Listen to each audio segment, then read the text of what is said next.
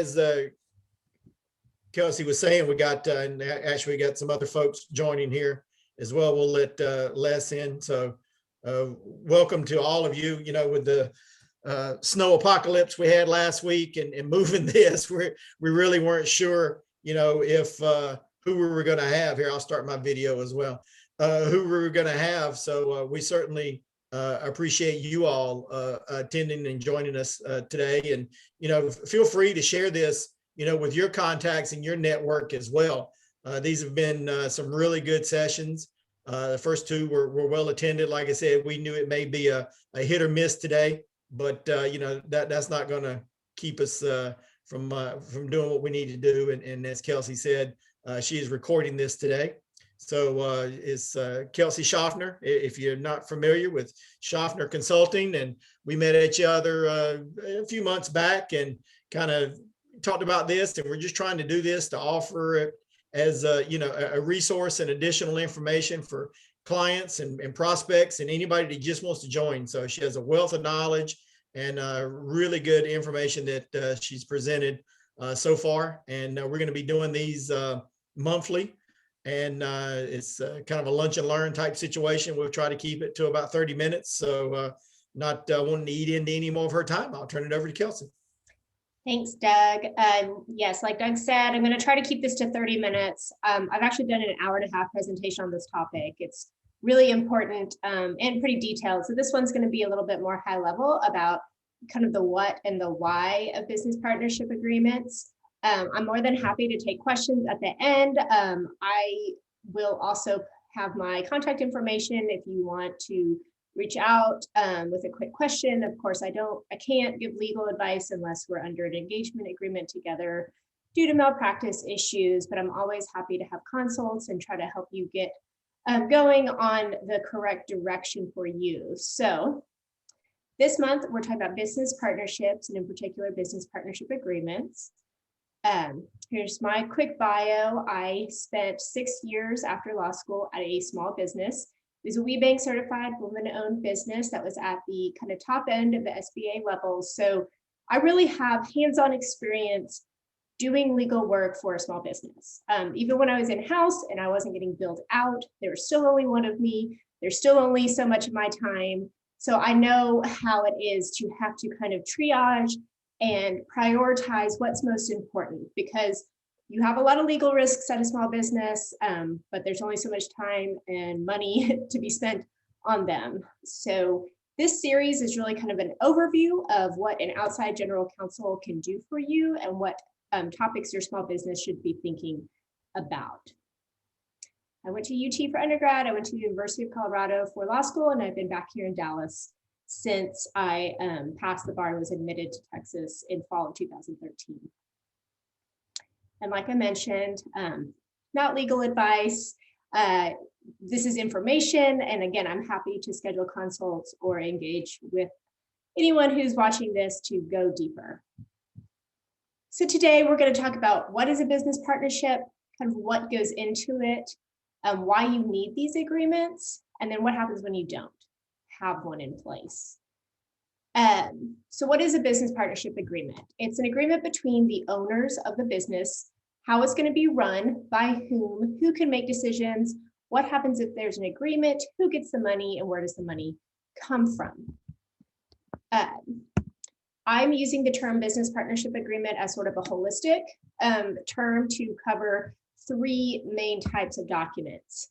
In a corporation, you're going to have both bylaws and a shareholders agreement. These two work together to form the business partnership agreement. Your LLCs have operating agreements, and then your partnerships have partnership agreements. But all three of those sets of documents govern the relationship between the business partners and are important to have. So I'm going to, again, talk in general terms. Different entity structures need some different specific things in their agreements, but overall the themes are the same. So why are we talking about this? I was mentioning to Doug before we started, I've actually given this presentation several times because it is extremely important. a lot of business owners don't have these in place. I mean, sure, if you're a corporation, you might put bylaws in place because you have to. And if you use a kind of online DIY, they might give you something they call an operating agreement, but it's not really an in-depth agreement about how the partners are going to work together. You're starting a business, there's a lot to do. And this gets pushed down the to-do list, frankly, they're a hassle. And I recognize that. That's why I'm here to help you with them so that you don't have to do them yourself. Plus, these documents really do force you and your business partners to have some really awkward conversations about what's going to happen when there's disagreements, when someone dies or becomes disabled, when there's not enough money to keep going. And those are hard conversations to have in general, and especially hard to have when you've got positive energy flowing and you're trying to just get a business off the ground. I've also seen the situation where business partners enter into these agreements, but then they set and forget and they don't look back at them, and the agreements become stale and no longer really reflect how the business runs and how the business partners interact with each other. So what needs to go into a business partnership agreement? I'll start by saying that the Texas Business Organizations Code, which is the statute that governs all registered business entities in Texas, has some framework for these types of agreements depending on what it is. Partnership agreements, very little framework in the statute. LLC operating agreements, there's some framework. And then corporations, the bylaws definitely have some requirements that you have to meet. So at the base level, you're going to have what's required by the statute. But then beyond that, it's the agreement between you and your business partners. In my line of work, I do a ton of contracts, both contracts for clients and vendors, employment contracts. A business partnership agreement is just another contract. And my philosophy on contracts across the board is that these should be able to be read by third parties who had nothing to do with negotiating or drafting them and be understood. Basically, they're telling the story of that transaction. So your business partnership agreement needs to tell the story of how you and your business partners work together. So what's one of the most important pieces of that story? What are you going to do when there are issues between business partners? It's something you've got to face at the front end, that there's going to be issues. It doesn't matter who your partners are, be it your spouse, your best friend, your sibling, another family member, or someone you got hooked up with by a mutual friend and you kind of don't know them that well. There's going to be disagreements. So what happens when we have disagreements about how to run the business, about money, about letting other people in? What happens when you want to divorce your business partner? What happens when either the business or one of the partners is going through bankruptcy, disability, or death? And then what happens if an assignment of that person's interest is made? So what do we disagree about? I like to compare business partnerships to romantic partnerships. There's really not a lot different when it comes to how we interact with each other and what we talk about particularly. So what's our biggest disagreement with our business partners and our romantic partners? Money, and all the things that go along with money, but also the direction of the business. Not only your spouse, you have the direction of your life and your family. Here we have the direction of your business, the management of your business. What happens when someone wants out? What happens when someone else is coming in? Those are kind of the big ones, but I'm sure you're going through your mind right now thinking about all those disagreements you've had and how you could have addressed them better in the past. Another big one is when one of the business partners dies or becomes disabled. This is an extremely personal decision to the business partners, and it also depends a lot on your entity structure, because what you have, either partnership shares, LLC membership interests, or actual corporate stock shares, what happens to those is very different depending on the entity, but also it's completely up to you and your partner. There's a few little caveats here with some professional organizations, but there's a lot of leeway, and I have a ton of variations in the agreements that I've prepared for my businesses on how they deal with this. So is the business going to shut down? Or does the surviving partner take on that other partner's shares? Does it go to company treasury stock? Can it be sold? Can it be passed down to the heirs? Are you as a surviving partner all of a sudden dealing with your previous business partner's, kids or cousins or whoever is the beneficiary of their estate?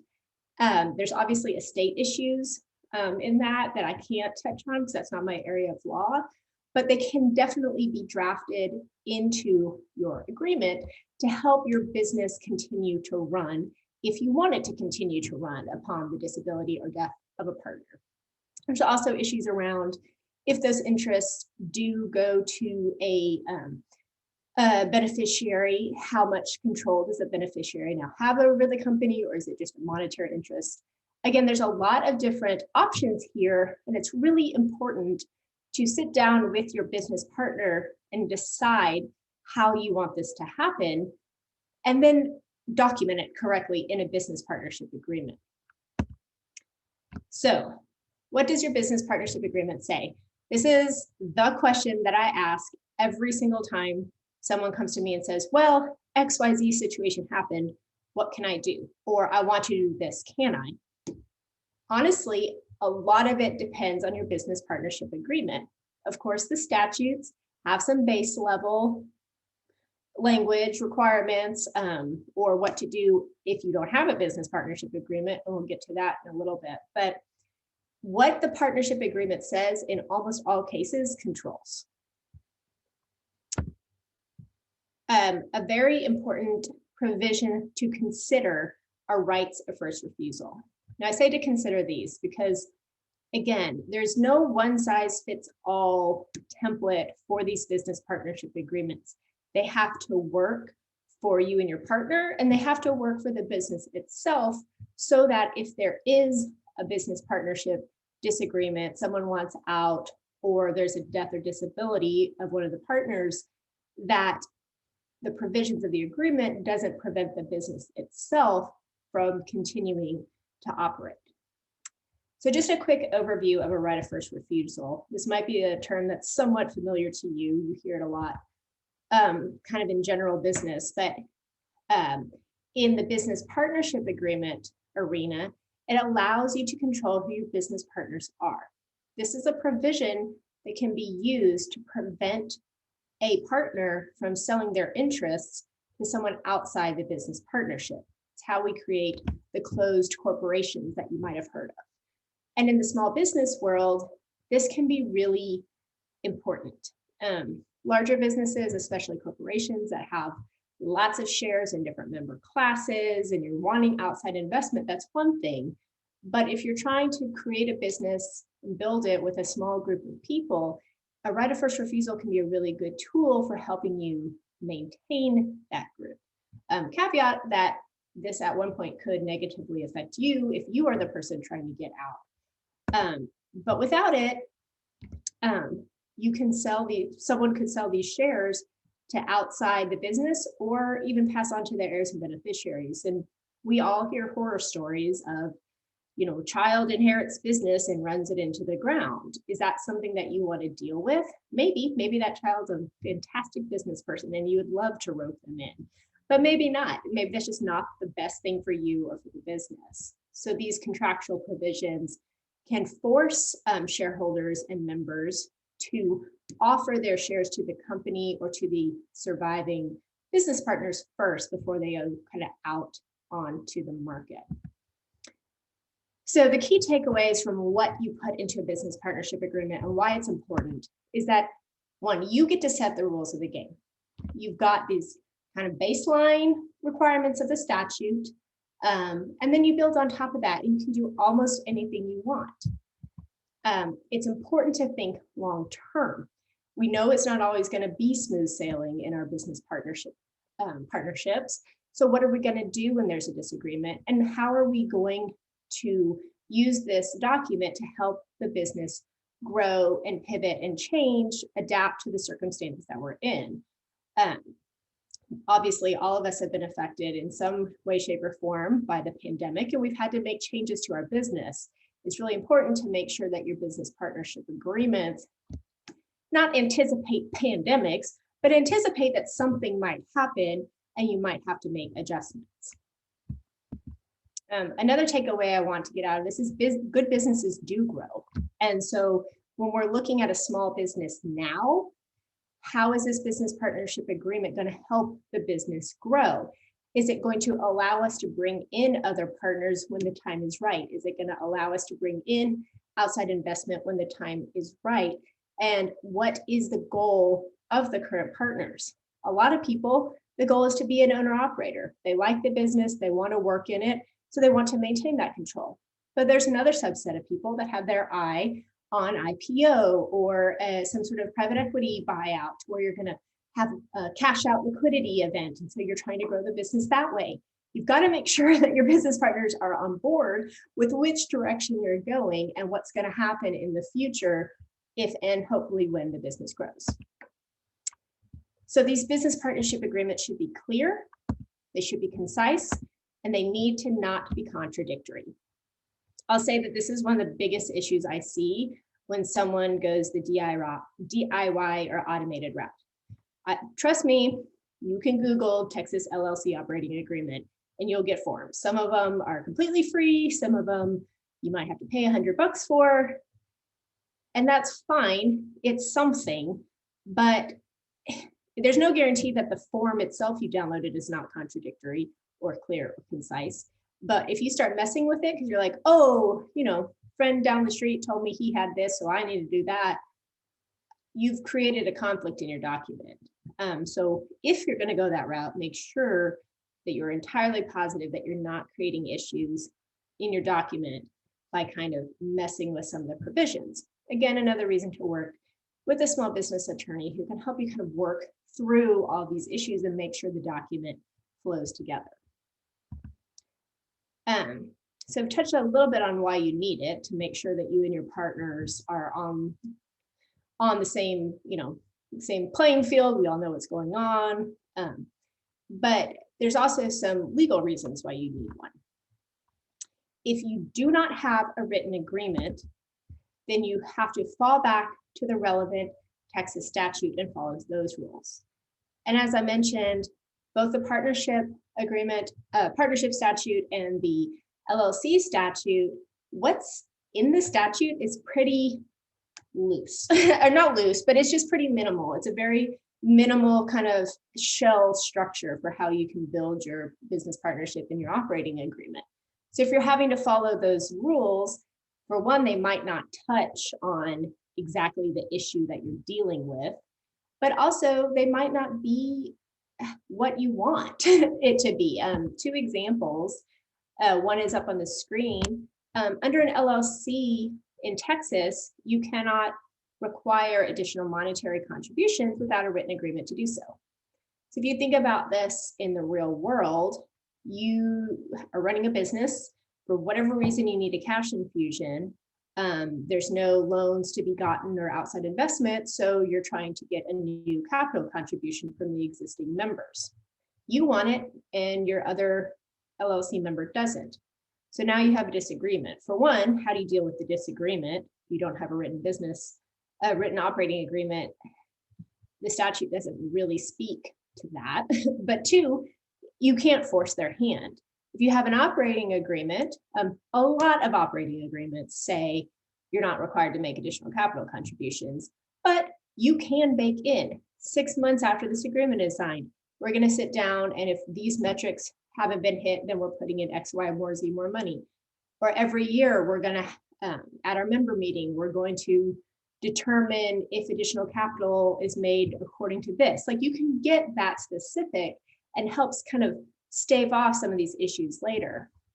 The other thing is that the statute for LLCs says that decisions are made by majority. So if you are a 50-50 partnership or LLC, there is no majority. If you're a 51-49, that 51% has 100% control under the Texas statute because they have the majority.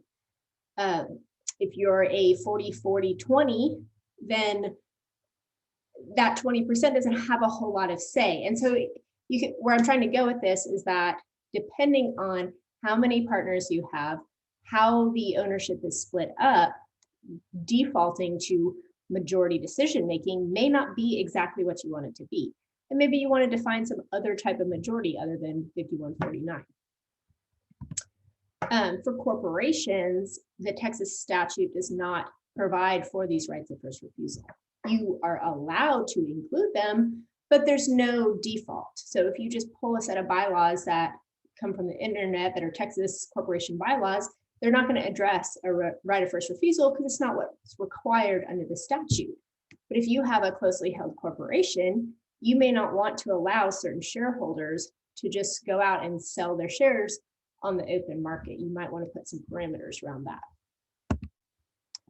So if you don't have any agreement, you're defaulted to the statutes. And as I touched on, there's a lot of DIY and AI solutions out there, but honestly, they kind of put you in the same position. We're going to talk about the corporate veil on the next set of slides. But if you don't have an agreement, your corporate veil is hard to keep intact.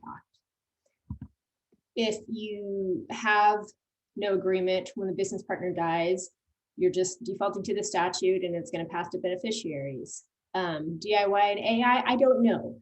Again, we talked about that being a very personal decision to you, your partners, and your business. The mechanism for additional capital contribution, we talked about that. Kind of the quote standard language is to not require it. But if that's something that you might want, it's not what you're going to get out of a DIY form. The ability to control business partnerships through ROFers themselves, and then making sure everything works together and doesn't conflict, again, is extremely important and hard to get when you don't have, when you're using a DIY agreement.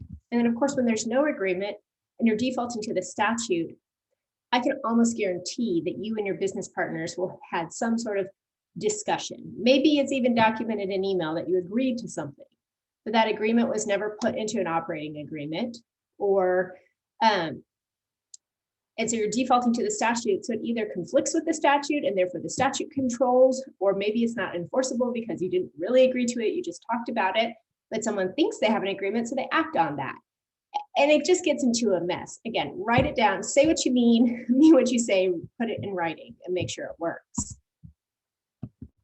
So we've already talked a little bit about defaulting to the Texas statute, about the majority, how that can really mess things up depending on how your partnership is divided up, and rights of first refusal. So piercing the corporate veil.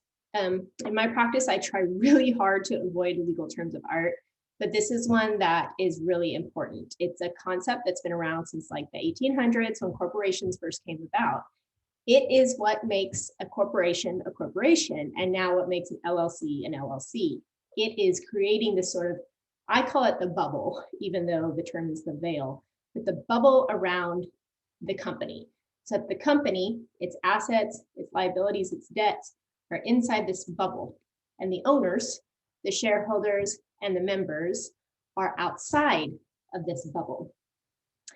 And that bubble protects the money and issues and liability from passing between the two. So if you have some sort of liability in your business, a loan, or maybe there's a lawsuit, this prevents those people who have calls on your money from getting to you, the individual, and it stays in the business. And of course, this doesn't matter so long as your business is solvent and it has insurance, because we'll stick with the business. But as soon as something happens and the business doesn't really have assets, people are going to try to go after the owner. So you want your veil intact. But if you don't have good corporate governance, your veil can slowly chip away and it can be pierced to where there is a connection between the business and the owners itself. And if you don't have an operating agreement, it's really hard to show that you are following correct corporate governance, because what's your corporate governance structure? If you're a corporation and you're following the state statute, maybe you have a little bit of an argument. But if you're an LLC, and especially if you're a partnership, like, I don't know, what are you doing? There's no documented process you're supposed to follow. So how can you show that you're following a documented process? And when that veil gets pierced, Oh, my dramatic moment was ruined. Oh, there it is. You owe money. You, the owner, are now the business instead of having that veil of protection around you. So the other thing, it's not only corporate governance, like following your member meetings and your notices, but it's also things along the lines of, I'm sorry, I just got distracted. I apologize. But how what the partners are allowed to do with the money.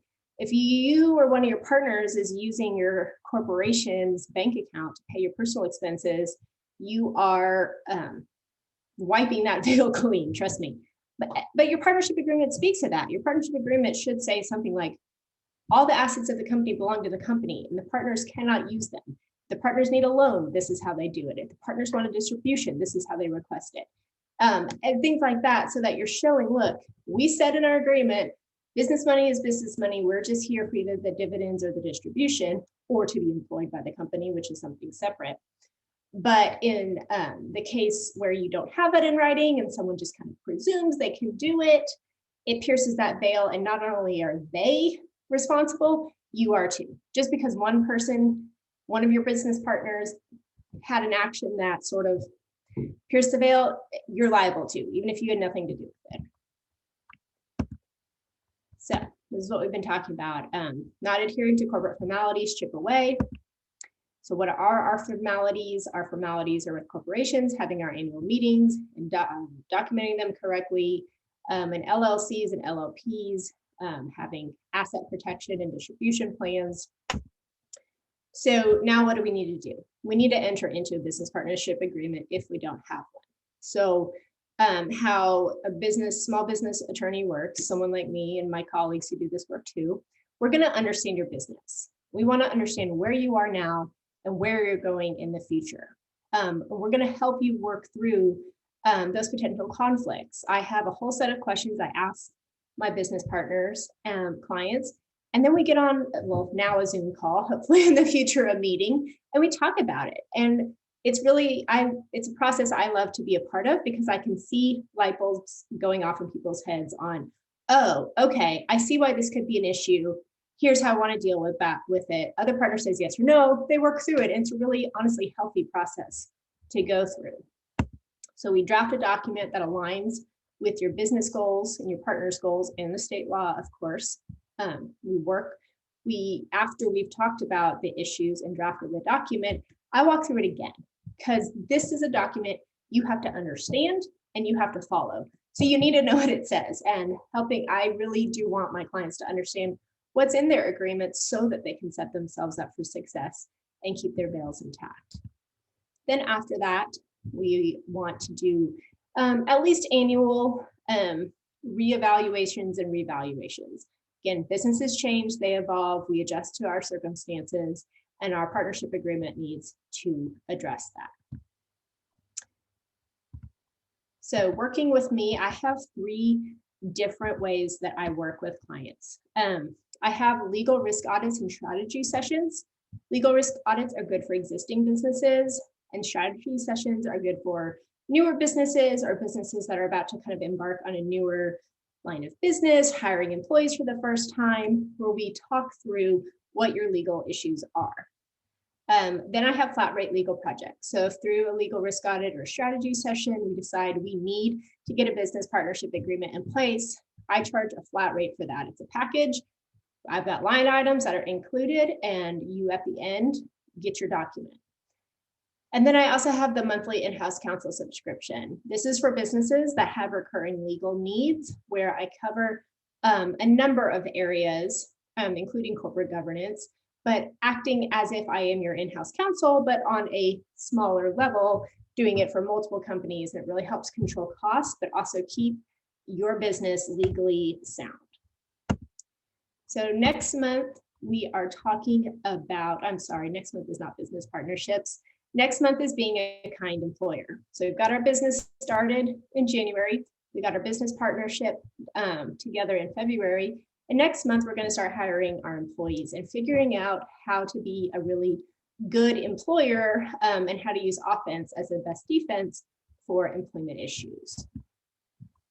I'll leave this up, excuse me, so you have my contact info. I'm more than happy to answer any questions if someone wants to either drop them in the chat.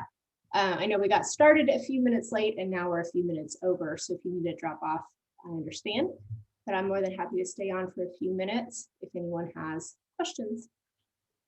No, great info as always, and well worth the price of admission, Kelsey. So we certainly appreciate that. So yeah, if you have questions, you can speak up now. If you think of something later, you can reach out to Kelsey. You can also contact me if you have banking questions as well. And what I would like to encourage you all to do is please share this with your contacts as well. Kelsey puts this out on Eventbrite. We put it on LinkedIn. I direct email a lot of my clients and centers of influence that I work with. So again, this is, I can't overemphasize just what a great wealth of knowledge these sessions are.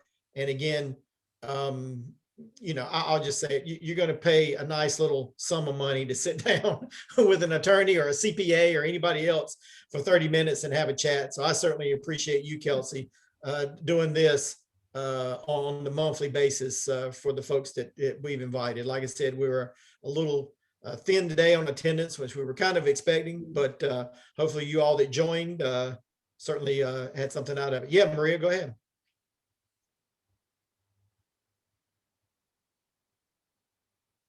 Maria says she has a question. Maybe you're on mute. Yep. Hey, sorry. It's actually Christian, one of our coworkers here. At, oh, okay. Well, we're sharing the We're screen. sharing screen, yeah. Just Oh, okay. That's fine. Go right ahead. help our customers. I just had a question for Kelsey. So I know you're talking about the veil when it comes to like protecting like the business. Is that like just for like funds when it comes to whenever, I'm assuming like if someone, like, for example, one of the business partners like takes all the money or like, you know, does some fraud on the account, is that protecting the other partners from like retaliation from those vendors reaching out to get repayment, or how, what is that? Because I was kind of curious about that and I kind of didn't get to catch all of that. Yeah, the veil, it does a little bit more than that. So try to answer this succinctly. So obviously, like a corporation is just a business is a business, right?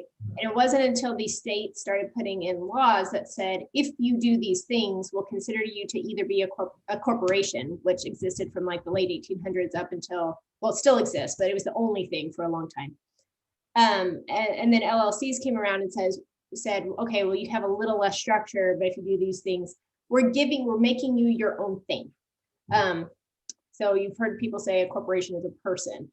You actually see that in contracts sometimes. The definition of a person will include LLCs and corporations. So what we're saying is this is a separate thing from its owners.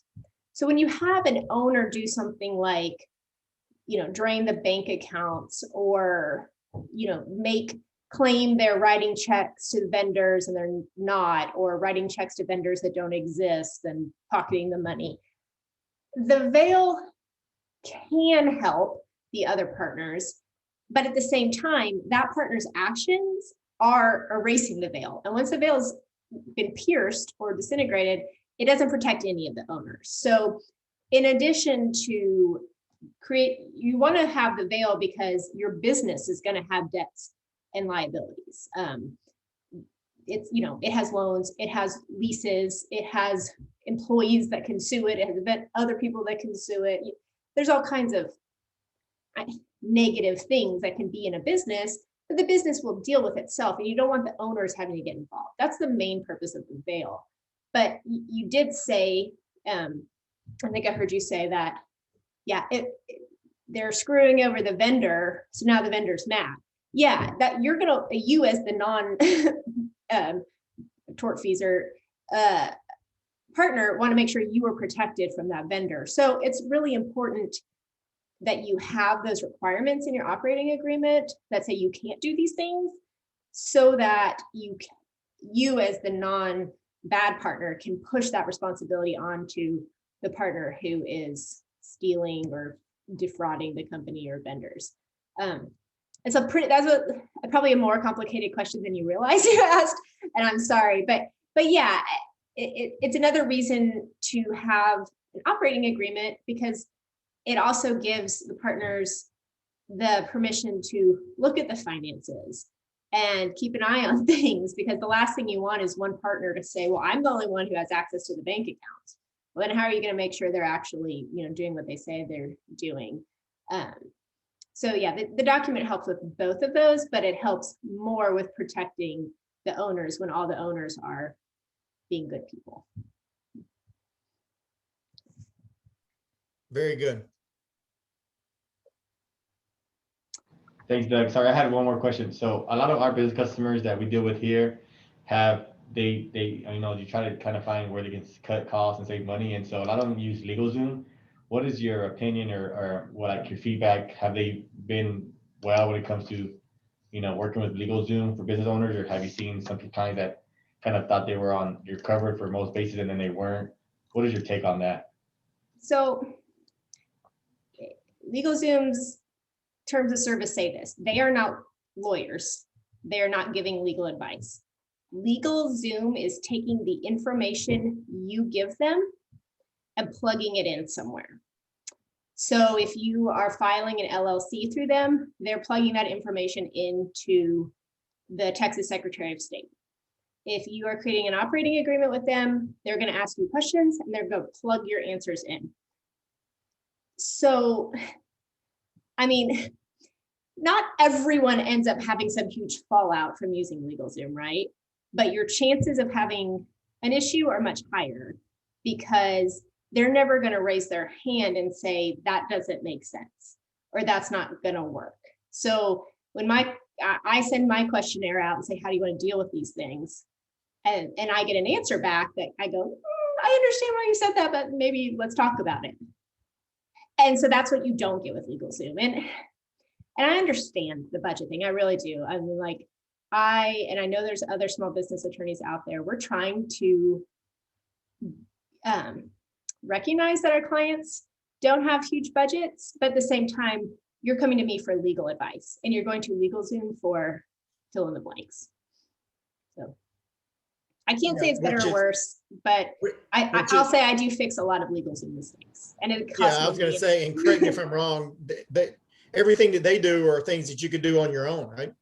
Exactly. You literally are paying someone to do the administrative work for you. Right. So it's good to know, because I kind of realized that. I'm like, wait, there's lots of they're doing for you. We can do it here. I'm like, you can even do it yourself, but you don't want to, feel like he just wasted his money, So we try to be advocates for our customers and say, hey, you might want to try this, or, you might want to read up on this, because we're not, again, I'm not an attorney, so I can't give them legal advice, but to look at their options. Yeah, it's on, you probably know this, like, people have ideas. We want to get our businesses off the ground, but sometimes it's better to wait until we have more capital to do it right, so that we're not always playing catch up on trying to fix the issues. Yeah, and now you got somewhere to refer them to. So Les had a question. I don't know if you see it in the chat, Kelsey, if you want me to read it, or. Yeah, can you read it? I'm sorry, my chat's stuck. Sure, that's fine. It says, and this is from Les, and thank you, Les. It says, is there a flatline payment for drafting an agreement between a merchant and a cardholder membership group, where the merchant offers a discount on products or services when the card is presented? I mean, so then he says a simple customer merchant agreement that has blanks to fill out to be specific. Does that exist? Maybe. I mean, could I draft it? Yeah. That just kind of falls into general contract drafting, where we would try to figure out exactly what each party is wanting. What the consideration back and forth is and what the terms are. I'm not sure I would want to classify that as an operating agreement, because it might be presumed to be a joint venture, which is a general partnership, which has no liability protection. But as far as a sort of business relationship agreement, that is something that can be put together. All right, very good. Good questions. So again, please share these sessions with the folks that you know in your network, and we'll continue to put it out as well. And so certainly appreciate you all joining us today. And Kelsey, as always, thank you and appreciate the partnership. Of course. Thank you, Doug. Thank you all for coming. You all be well and be safe. Thank you. Thank you.